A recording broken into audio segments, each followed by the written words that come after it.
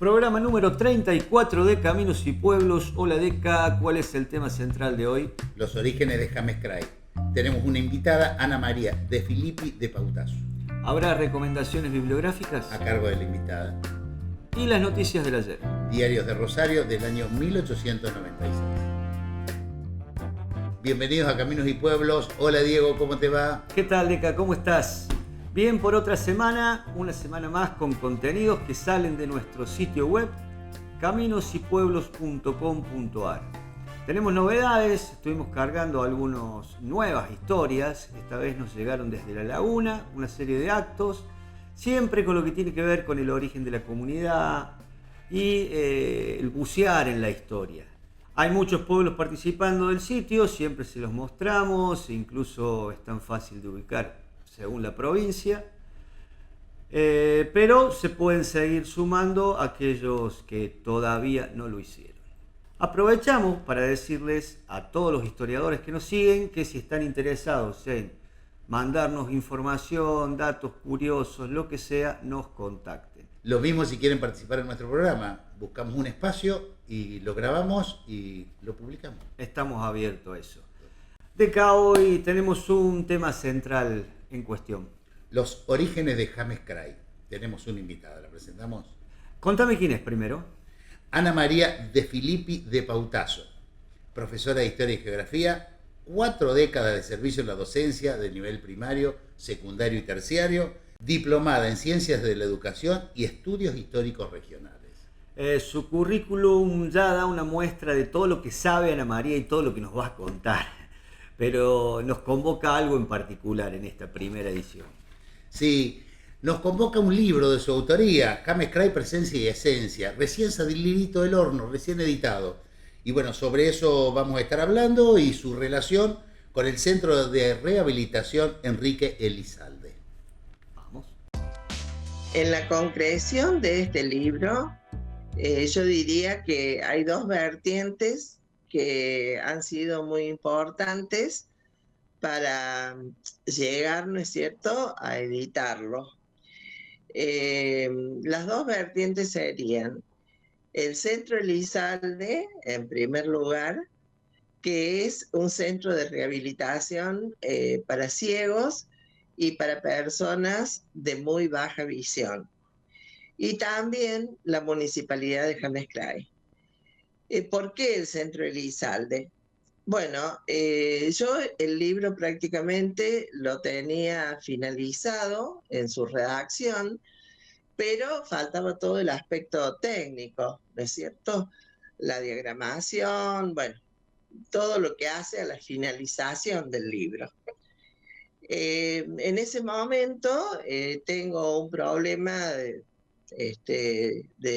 visión inesperado y me quedo sin visión por un tiempo, por unos 3 meses.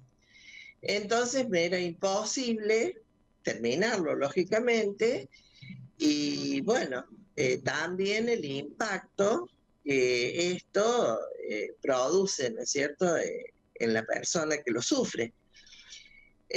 Bueno, es así como llego a este centro de Villa María y ahí comienzo mi rehabilitación. Cuando yo cuento que tenía el libro terminado, pero que no lo iba a poder hacer porque, bueno, por este problema, ahí comienzan a decirme y a darme todas las técnicas para poder concretar, ¿no es cierto?, los pasos que faltaban. Y no solo las técnicas, sino lo que es más importante, todo el apoyo, ¿no es cierto?, psicológico, y el andamiaje que uno necesita para salir a flote de esta situación. Bueno, es así como se concreta el libro y se presentó el 28 de mayo en la Medioteca de Villa María, porque justamente uno de los alumnos, también de las personas que se rehabilita ya hace unos años en el centro, es quien maneja toda esta parte técnica de la Medioteca. Él es ciego y es también de James Cray. De esta manera llegamos, ¿no es cierto?, a la presentación del libro. Y lo segundo fue el apoyo de la municipalidad de James Cray, que, bueno, financieramente, ¿no es cierto?, apoyó la primera edición, que fueron 30 libros solamente. Por eso es que ya hoy no tenemos, pero estamos haciendo otra edición. Esa es la historia un poco del Centro Elizalde, a quien yo estoy sumamente agradecida, y bueno, con una cierta recuperación, aunque parezca que, que no tengo nada, ¿no es cierto? Pero bueno, la afección está en menor medida, pero bueno, puedo seguir caminando, puedo seguir andando. Bueno, en el capítulo 1, la Cañada de Chañares, un lugar acogedor. Ahí tenemos una temporalidad antes de 1650, tierra habitada por indígenas. Ahí sería bueno que nos estés describiendo el lugar y nos hables un poco de la flora autóctona.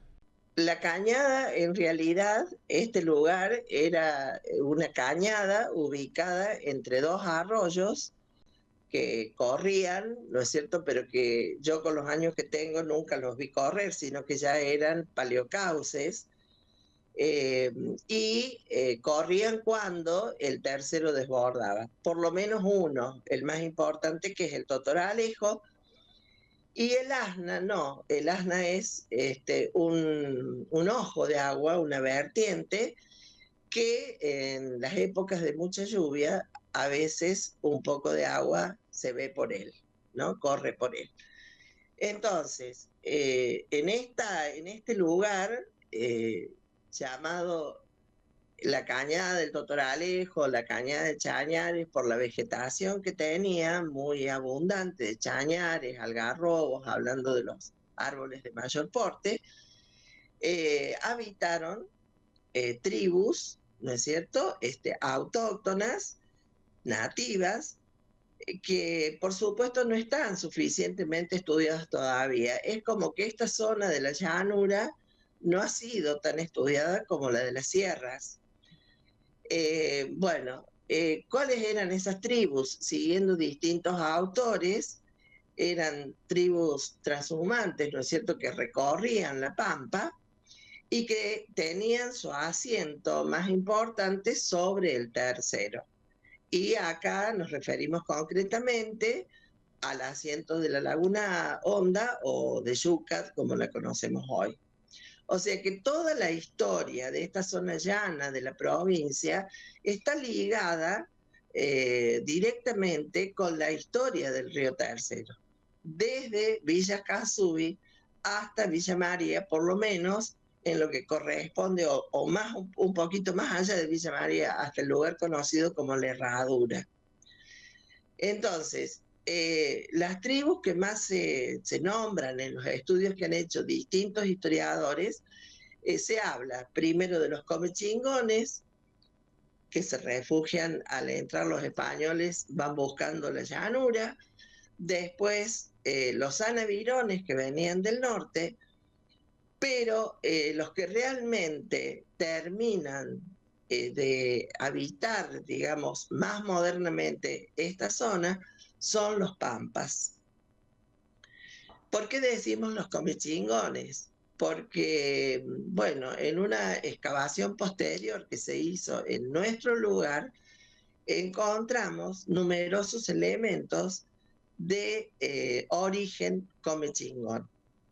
Todos en granito negro, que nosotros en esta zona no lo tenemos, los dibujos de las cerámicas, de los trozos e incluso de una pieza entera, es también son de origen comechingón. Bueno, hay distintos elementos que nos muestran la permanencia de ellos. ¿Y por qué digo últimamente de los pampas? Porque en asentamientos de los libros de bautismo y de los sacramentos que se administraron en Yucat, se hizo un relevamiento y ahí aparecen muy detalladamente cada uno de los sacramentos que se impartieron. Y, por ejemplo, hay muchas aclaraciones donde se dice, bauticé a Tomás, por ejemplo, Pampa, o bauticé a Filomena, de origen Pampa. Entonces, esa aclaración nos está indicando a nosotros que cuando llegan los españoles ya se han entremezclado los grupos nativos y toman el nombre genérico de Pampas.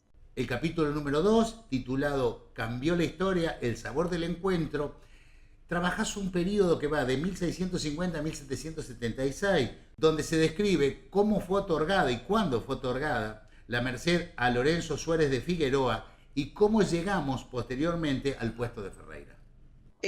Bueno, volvemos al río Tercero.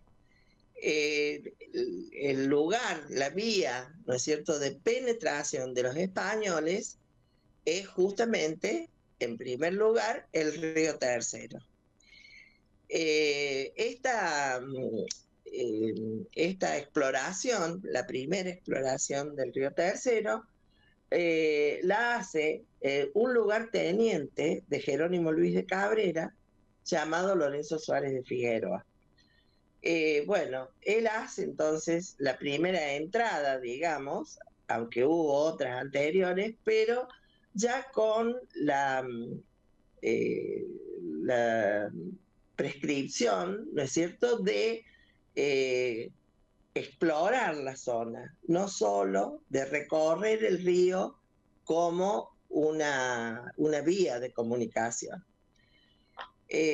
Bueno, la merced que se le da a Lorenzo Suárez de Figueroa va a abarcar, según dice digamos, la documentación que yo tuve en mis manos, este cuadrilátero abarcaba 22 leguas de longitud y 1,5 leguas, dicen algunos autores, y otros la llevan hasta 2. Lo que pasa es que también acá tenemos que tener en cuenta que las medidas eran estimativas, ¿no es cierto? No. ¿Cuáles serían los extremos de ese gran latifundio? De Villa Escazú, un poquito río arriba, donde estaba hasta no hace mucho tiempo un gran monte, porque señalan como lindero a un lugar llamado Lacla, donde hay, dice la escritura, hasta Lacla, donde hay un gran montecillo poblado de aves. Ese sería un extremo del latifundio. Y el otro extremo sí está bien determinado porque habla de la Herradura, que es el lugar que hoy tenemos, ¿no es cierto? Ni bien pasamos Villa María, yendo río abajo, digamos. Entonces, traídos esas indicaciones a los mapas actuales, determinamos, ¿no es cierto?, el gran cuadrilátero que formaba esta merced.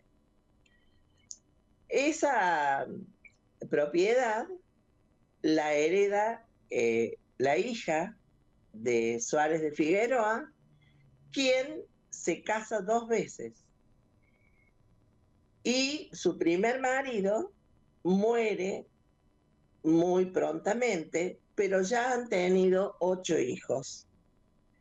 Entonces, esos 8 hijos, que casi todos fueron monjas o curas, les corresponde la división del gran latifundio. El más grande, la porción, digamos, mayor, es la región de Yucat, que va a ser más o menos de 4 leguas de longitud sobre el río, porque toma 2 parcelas y llegan a constituir más o menos 33.000 hectáreas. El resto son porciones menores. El segundo matrimonio, que va a ser el que a nosotros nos interesa, como ya toda la propiedad del tercero había sido repartido, a este segundo señor o segundo esposo de la hija de Suárez de Figueroa, le van a dar el arroyo que nacía desde el tercero hacia James Cray, o sea, hacia el este. Corría desde el tercero hacia el este. Y esa es la merced del Totoralejo. Entonces, a este señor le corresponde desde el Totoralejo, llegando casi hasta Tío Pugio y tomando hasta cerca de la localidad de Oliva.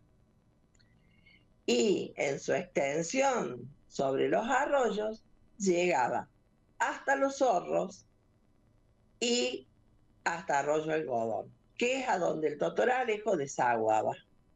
Es el mapa donde nosotros hoy hemos podido ubicar con fotografías satelitales, es decir, con todos los medios que tenemos hoy, ¿no es cierto?, hacer este mapa, que por el momento es único, digo, porque ha sido confeccionado por nosotros. Y ahí están las dos Mercedes, la que correspondía al río Tercero, digamos, que incluye el Yuca, y la otra que es la que corresponde a nuestro territorio. Después de todo esto, ¿qué ocurre? En 1640, el dueño de la merced del Totoralejo nunca la ocupó y se fue a España. Entonces, esta merced va pasando a sus sucesores, tíos, sobrinos, bueno, una sucesión de personas, y llegamos hasta el año 1700 aproximadamente, 1750 puede ser, donde un señor llamado Juan Ferreira ocupa esas tierras. Pero a su vez, el dueño de la última porción del tercero sobre Villa María, que es de La Fuente, cree que estos dominios del puesto de Ferreira están en su propiedad, porque el río Tercero va bajando hacia el este, entonces se va enangostando el territorio entre el Tercero y nosotros, y James Cray. Entonces de La Fuente pide en 1776 la delimitación de sus territorios. Y ver Juan Ferreira, que sería un usurpador, lo llamaríamos hoy, ¿no es cierto? ¿Qué títulos tenía sobre esa posesión? A todo esto, en 1776 se crea el Virreinato del Río de la Plata, pero ya el trazado del Camino Real estaba hecho. Entonces, en esa estancia de Juan Ferreira, con título o sin título de propiedad, había surgido el puesto de Ferreira, que no es lo mismo que el paso de Ferreira. El paso de Ferreira era el cruce que se hacía del río Tercero en lo que hoy sería Villanueva, Villa María. El puesto de Ferreira está a 7 kilómetros de nuestra localidad hacia el este. Y ahí existió un cementerio, una capilla y numerosas casas. Entonces, esa es la primera posta para nosotros. Y de ese litigio que surge, que Juan Ferreira, si bien era ocupante, compra, después del litigio, una parte, no todo, una parte de lo que estaba en la propiedad de De la Fuente. Este puesto de Ferreira desaparece, bueno, allí se hizo la excavación y allí se encontró después, en el año 90, encontramos todos los materiales, ¿no es cierto? Y los mapas en el archivo histórico de su existencia, o sea que no hay duda de que esa fue la primera posta. ¿Qué pasa después? Este puesto desaparece porque, según hay documentos, dicen que la capilla que tenemos en este lugar, refiriéndose al puesto de Ferreira, se desplomó porque el arroyo se desbordó. Entonces pierde importancia el puesto, es como que desaparece. Pero hace poco tiempo pudimos dilucidar el problema del surgimiento de la estancia Los Chañares. ¿Por qué digo problema? Porque yo encontraba mapas donde estaba ubicada la estancia de Chañares, pero no estaba geográficamente sobre el Camino Real, sino ni a donde había estado el otro puesto, ni cerca. Estaba del otro lado del Camino Real, como 7 kilómetros al oeste, mientras que la del puesto de Ferreira estaba 7 kilómetros al este o 10 kilómetros al este. Entonces no encontraba yo la relación. Decía, ¿cómo puede ser que en vez de estar esta posta sobre el Camino Real, esté del otro lado? Bueno, hará 3 años encuentro un libro de un francés que describe su camino, el camino que hace viajando en el año 1865 de Rosario a Córdoba. Y ahí él expresa que espera que salgan la carreta que lo va a llevar por el camino nuevo. Entonces, ahí explica que a la altura de Tío Pugio, el Camino Real se ha dividido, que ha quedado la parte del que se usaba anteriormente y que se traza un nuevo camino más corto con otras postas, y entre esas postas está la de la estancia Los Chañares. De manera que por eso se explica por qué la estancia Los Chañares nos quedaba, digamos, opuesta al lugar donde había estado la primera estancia y la primera posta. Bueno, esta estancia Los Chañares son sus dueños, después de haber tenido otros, pero estos son los más importantes, la familia Vázquez, que ellos eran patronos de la iglesia de Punta del Agua. Y desde ahí habían ido obteniendo territorios hacia el río Tercero, y un Vázquez se casa con una mujer de la familia Narvaja que era dueña de todos estos terrenos cercanos a James Gray, a lo que hoy es James Gray. Entonces ahí se produce la fusión y nace con mucha importancia la estancia Los Chañares. Hay una descripción preciosa que está en el libro, también hecha por un viajero. Esta estancia Los Chañares tiene tanta importancia en ese momento que se nombra a miembros de la familia Vázquez y miembros de la familia Narvaja como jueces pedáneos. Se nombra a la estancia como centro de la pedanía, como cabecera de la pedanía. Se nombra a un maestro que no se paga, pero está nombrado, o sea que hay una incipiente escuela, y también un pequeño oratorio que después se transforma en capilla. ¿Por qué nosotros tomamos como fecha de fundación el 18 de marzo de 1859? Porque esta estancia en Los Chañares tiene las autoridades, es declarada municipalidad de Campaña. O sea que no es una estancia cualquiera, no es una estancia como las demás. En cuanto a su funcionamiento, sí, pero es cabecera de autoridades de pedanía y se la designa Municipalidad de Campaña. Es una de las 3 que van a estar en el departamento tercero arriba. Por esa razón, aún contra mucha oposición que hubo en su momento, se terminó aceptando la fecha de fundación el 18 de marzo de 1859. Vuelvo a repetir, porque no es una estancia importante solamente, es una estancia importante para la provincia por los cargos y por la jurisdicción que tiene.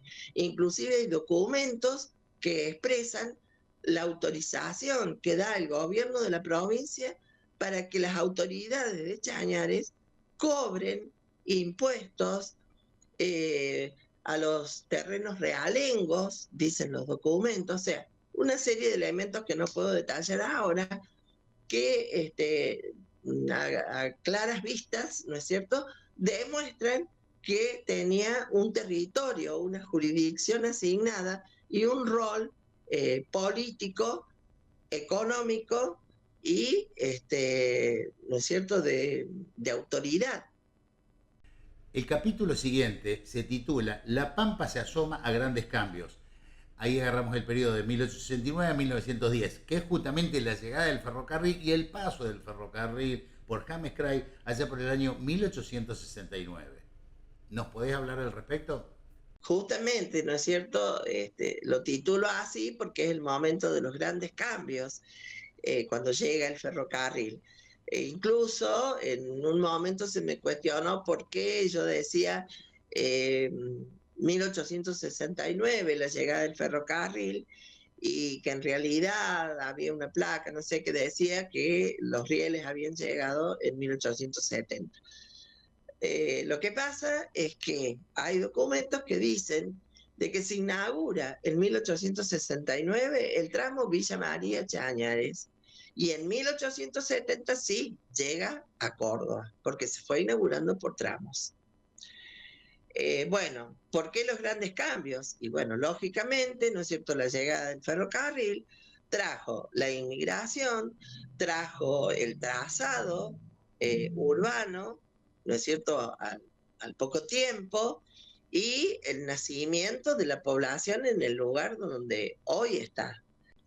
Bueno, se hace el trazado urbano, se adjudican los solares para el templo católico, para la plaza, para las escuelas.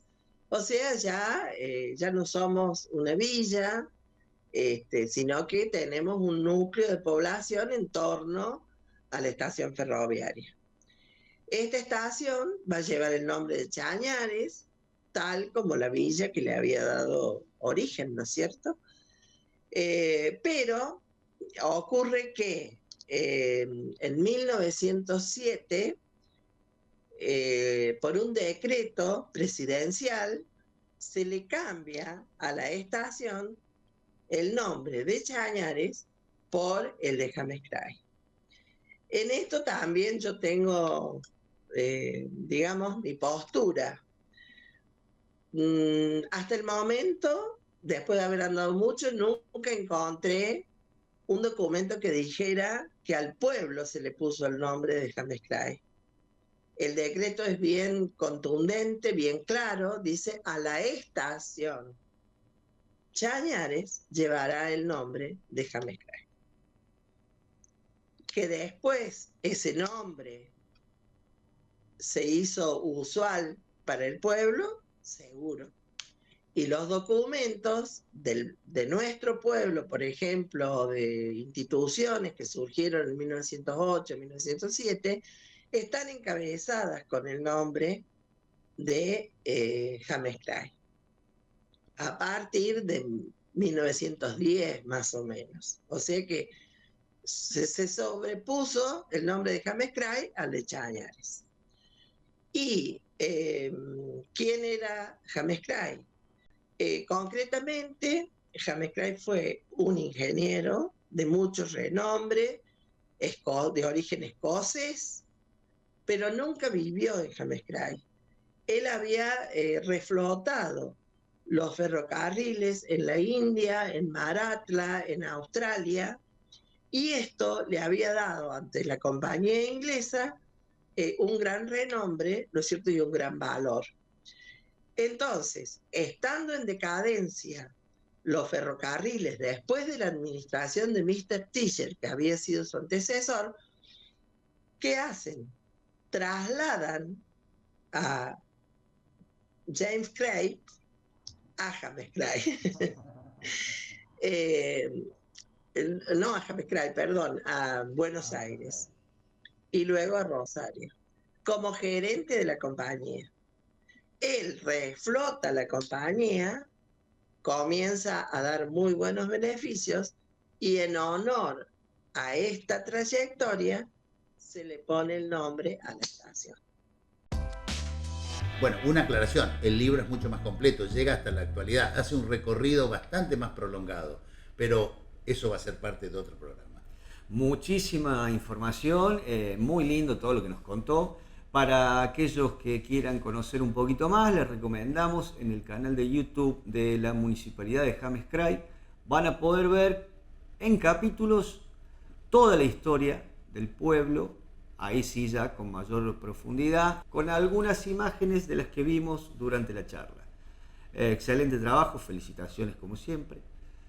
Pero tenemos que seguir con el programa y llega el momento de las recomendaciones y ¿qué hacemos? A cargo de la invitada, obviamente. Un recorrido por su obra casi. Muy extensa. Yo me he dedicado siempre a lo que es mi pueblo.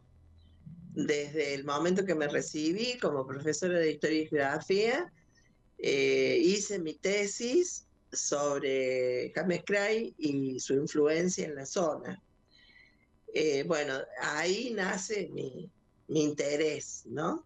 Y a partir de esto, después escribo el libro Identidad de un Pueblo, siempre dentro de la institución donde trabajé, que fue el Instituto Diocesano José Manuel Estrada, donde formé un centro de investigaciones históricas y al que le agradezco muchísimo a todos sus alumnos, porque ellos fueron los que realmente escribieron a través de mí. A lo mejor yo le di forma, pero está Identidad de un Pueblo, que fue el primer libro sobre el pueblo en sí, y bueno, ahí yo ahora lo leo y digo, falta un montón, ¿no?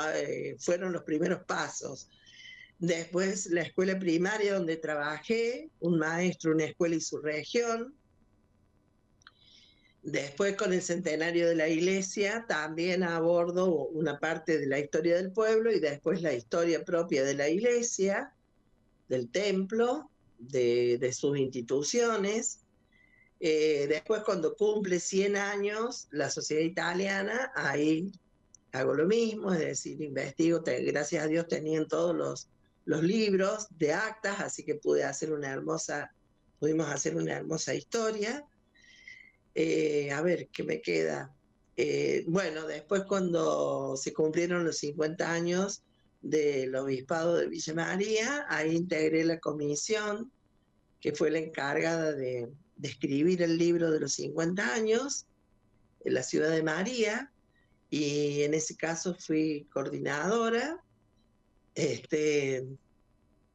Y bueno, y ahora la agradecida soy yo. Siempre digo que mis palabras siempre no hacen agradecimientos al final, sino que siempre los hago al comienzo de cada entrevista, porque, bueno, los libros no son únicamente míos, hay muchísima gente que ha colaborado para que estos libros existan, mis alumnos a los cuales los adoro y los recuerdo siempre, a pesar de que hace 24 años ya que me jubilé, pero bueno, cada uno de ellos me dio algo, y lo mismo el Centro Elizalde, y lo mismo la parroquia, y lo mismo las instituciones de James Cray.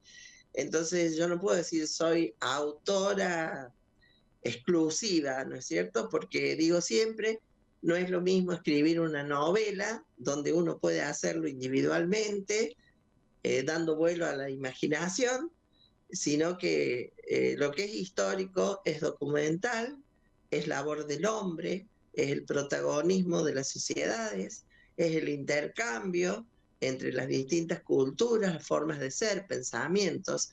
Entonces no se puede decir que el autor de un libro histórico sea individual y solamente él. Siempre hubo mucha gente detrás de esa persona. Realmente espectacular toda la obra literaria que hoy compartimos y una entrevista muy linda.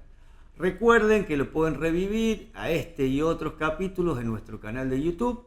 Suscríbanse, recórranlo, una serie de contenidos que van más allá de la historia, aunque en realidad están vinculados con la historia. Recuerden compartir, comentar, que cada una de esas acciones nos ayudan a poder seguir avanzando en este proyecto. Momento en el que quiero descubrir qué encontraste relacionado a James Cray y a las fechas que se mencionaron durante el programa, pero en las noticias del ayer.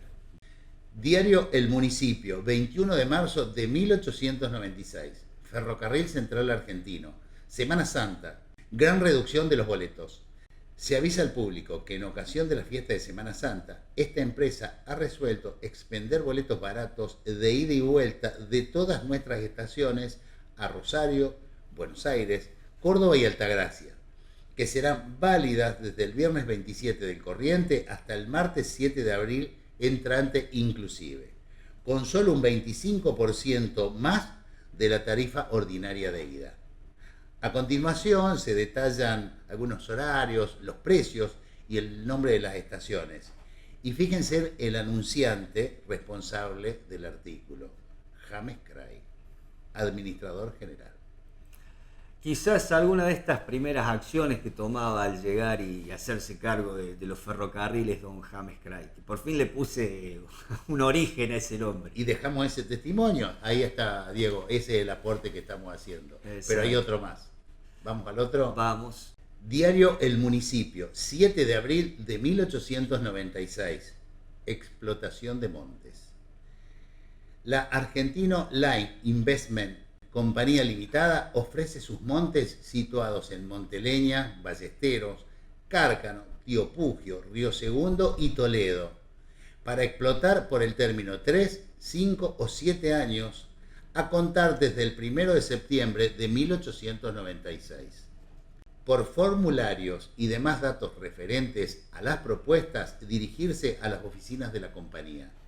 Calle Paraguay, número 678, en Rosario de Santa Fe, o al señor N.J. Bonwer, calle Reconquista, número 66, Buenos Aires. Las propuestas para una o más fracciones de montes deben ser presentadas en sobre lacrado y sellado, expresando en él propuesta para explotación de montes y dirigidas al gerente hasta el 1 de mayo de 1896. Los directores no se comprometen de aceptar la más elevada o alguna de las propuestas. Por orden, H. Hirling, gerente, Paraguay 678, Rosario de Santa Fe. Bueno, este es el contexto territorial o regional de James Cray, y justamente la explotación de los montes es algo que le compete a toda la región. Eran tierras del Ferrocarril Central Argentina, recordemos que se le entregaron cuando se hizo el ferrocarril de Rosario a Córdoba, que se le entrega a partir del eje de las vías férreas, una legua a cada lado, al sur y al norte, y una extensión que va de Rosario hasta Córdoba, salvo algunas excepciones, como en el caso de Belville o en el caso de Villa María, que ahí, llegado al sitio donde está la estación, un par de kilómetros antes quedaban para el dueño de esas tierras. Eran aproximadamente unas 400.000 hectáreas, obviamente que eso generó un gran negocio después, y parte de ese negocio era desmontar también esas tierras. Se está ofreciendo, puede llegar a ser para madera, puede llegar a ser para carbón o puede llegar a ser para leña, o sea, distintas utilidades que se le iba dando a la leña o a los árboles o a los bosques de esa zona. una de las primeras acciones, digamos, también de esta nueva administración de Ferroviaria, que dice vamos a desmontar todo esto para generar un billete, supongo. Obviamente para generar recursos para la empresa. Y luego también vender esas tierras a nuevos propietarios. No sé qué te pareció, Diego. Bien, por momentos se me cruzó cuando dijiste el número de hectáreas, la cantidad de monte que se desapareció en esa época. Bueno, Deca, vamos llegando al final del programa de hoy con un anuncio y un agradecimiento. Nos ha contactado gente del canal de la Cooperativa de Obras y Servicios Públicos y Sociales de Arroyo Cabral para invitarnos a participar de su grilla, es decir, que este mismo contenido que ustedes ven a través de YouTube va a formar parte de la programación del canal de Arroyo Cabral. Y estamos muy agradecidos por esa invitación porque nos ayuda a difundir esto que hacemos. Gracias a Fabio por molestarse, por escribirnos y por la invitación que aceptamos sin dudas. Muy agradecido. Además de eso, agradecerle también a nuestros auspiciantes, gente de la Municipalidad de Marcos Juárez, de la Cooperativa Alborada, el Estudio Volati, y todos aquellos que en forma anónima se han acercado y han puesto su granito de arena. Ya vamos a dar a conocer acá en el programa cuáles son los links, pero bueno, como por suerte hay mucha gente que nos escribe, ellos fueron los primeros en colaborar. De mi parte, agradecerle a Ana María por su valioso aporte a la historia de la región, fundamental. Y a todos ustedes que nos miran, nos siguen apoyando. Y bueno, a seguir difundiendo y a seguir trabajando, ese es nuestro compromiso. Nos vemos la semana próxima. Dale.